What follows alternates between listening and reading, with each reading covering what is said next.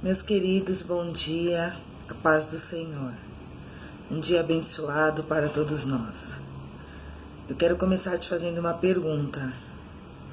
Qual é o seu lugar preferido de estar?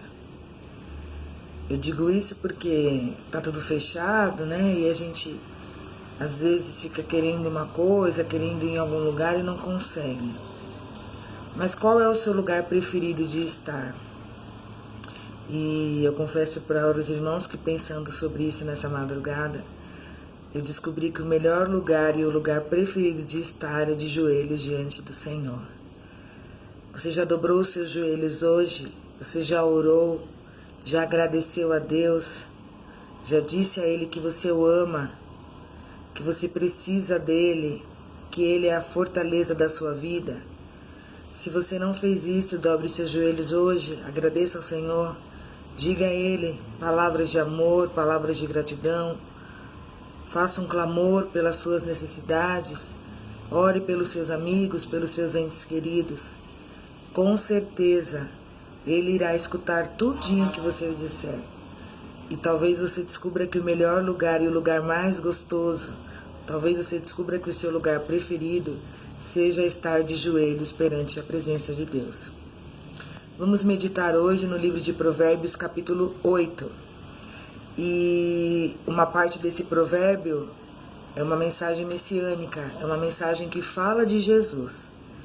Nós podemos encontrar no Antigo Testamento também falas, indícios, coisas que o Senhor Jesus disse aos seus profetas que remetiam à vinda de Jesus Cristo, quando ele chegou lá no Novo Testamento. Então a Bíblia, ela não é duas partes, ela é uma parte só. A Bíblia é um livro cristocêntrico, porque ela fala de Jesus Cristo de Gênesis a Apocalipse. Então é um livro que anuncia Jesus Cristo, que fala de Jesus Cristo desde a antiguidade. E nós vamos ver isso no livro de Provérbios também. Capítulo 8, nós vamos ler do versículo 22 até o versículo 30. Que diz assim: O Senhor me possuiu como fundamento de seu caminho, desde então e antes de suas obras. Desde a eternidade fui ungida, desde o princípio, antes do começo da terra. Aqui ele vai falar no feminino porque ele está falando sobre a sabedoria. O tema do capítulo chama A Excelência da Sabedoria. Vou ler novamente, tá bom? O Senhor me possuiu como princípio de seu caminho, desde então e antes de suas obras. Desde a eternidade fui ungida, desde o princípio, antes do começo da terra. Quando ainda não havia abismos, fui gerada, quando ainda não havia fontes carregadas de águas. Antes que os montes se houvessem assentado, antes dos outeiros eu fui gerada. Ainda ele não tinha feito a terra, nem os campos, nem o princípio do pó do mundo. Quando ele preparava os céus, aí estava eu. Quando traçava o horizonte sobre a face do abismo. Quando firmava as nuvens acima, quando fortificava as fontes do abismo. Quando fixava ao mar o seu termo, para que as águas não transpassassem o seu mando. Quando compunha os fundamentos da terra. Então eu estava com ele e era seu arquiteto. Era cada dia as suas delícias, alegrando-me perante ele em todo o tempo. Quem é que estava com Deus desde o início? Quem é que estava com o Senhor desde a criação do mundo? Era Jesus Cristo. Ele estava, e nós encontramos isso na Bíblia. Jesus, quando ele diz a excelência da sabedoria, porque Jesus, ele é a sabedoria. Ele é o nosso Deus, estava sempre com Deus. Nós vemos no versículo 22 que ele diz assim: O Senhor me possuiu como fundamento de seu caminho.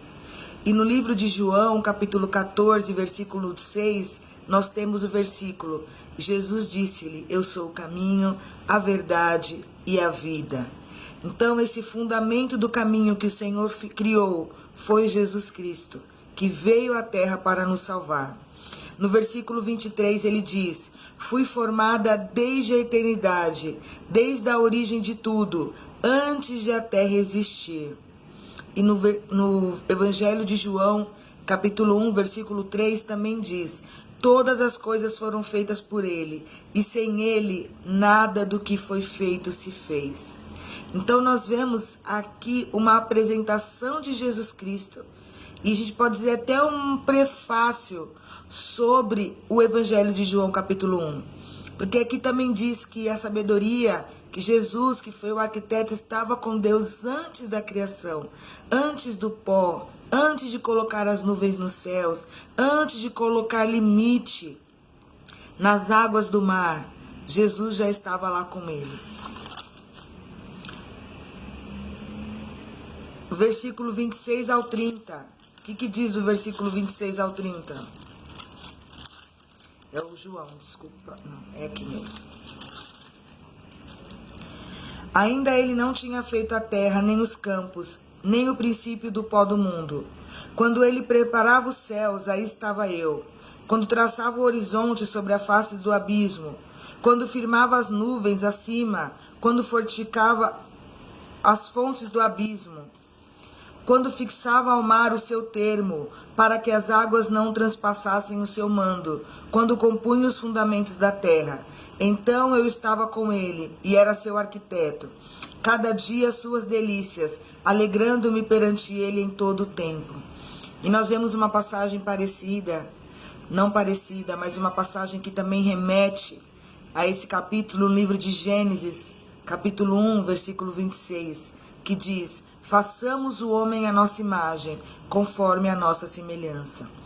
Então, durante toda a criação do mundo, lá o livro de Gênesis, capítulo 1, que fala sobre a criação do mundo, que o mundo foi feito em 6 dias, no 7º dia Deus descansou, que Deus, ao proferir a palavra, ao falar haja, as coisas tornaram-se e se formaram. E lá, Jesus Cristo estava lá também. Jesus Cristo estava desde a criação do mundo. Ele é o próprio Deus. Ele é o Senhor a qual nós devemos e podemos adorar, podemos nos aproximar. E no Evangelho de João, capítulo 1, versículo 4, diz assim: nele estava a vida, e a vida era a luz dos homens. E a luz resplandece nas trevas, e as trevas não a compreenderam. Jesus é a nossa vida.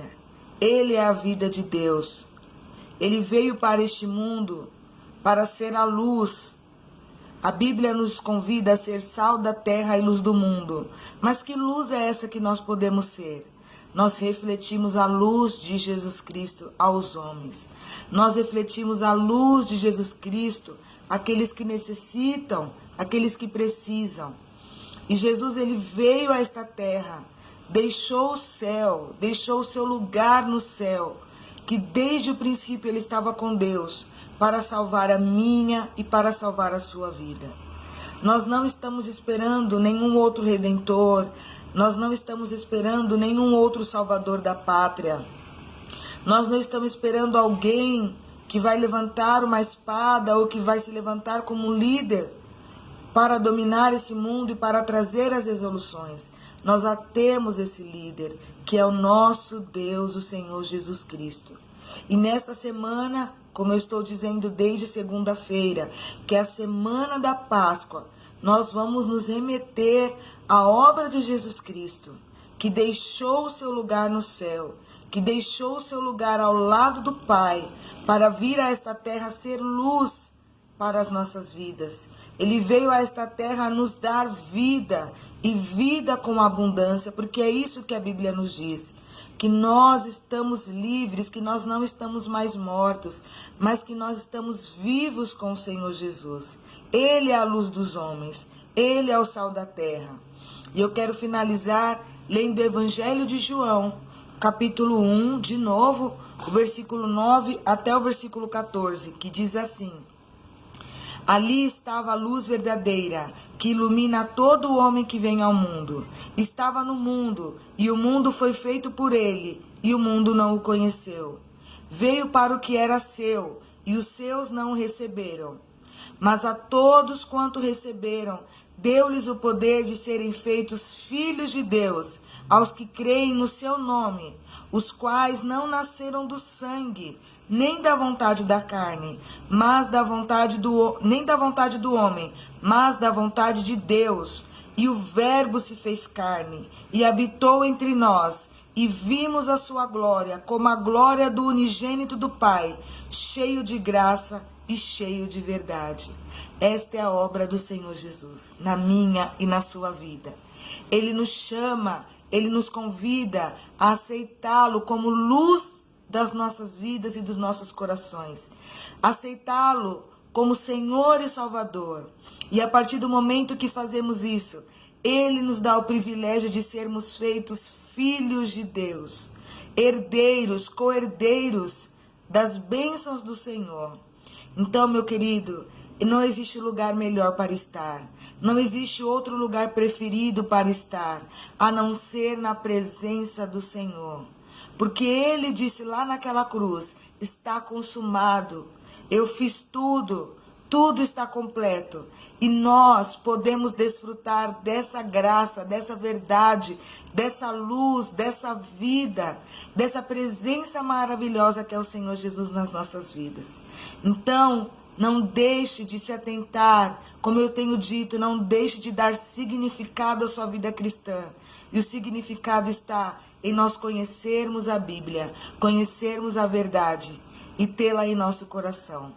Beijos, fiquem com Deus, um dia abençoado de chuva, né, pelo que parece, mas que Deus possa nos abençoar. Beijos, tchau.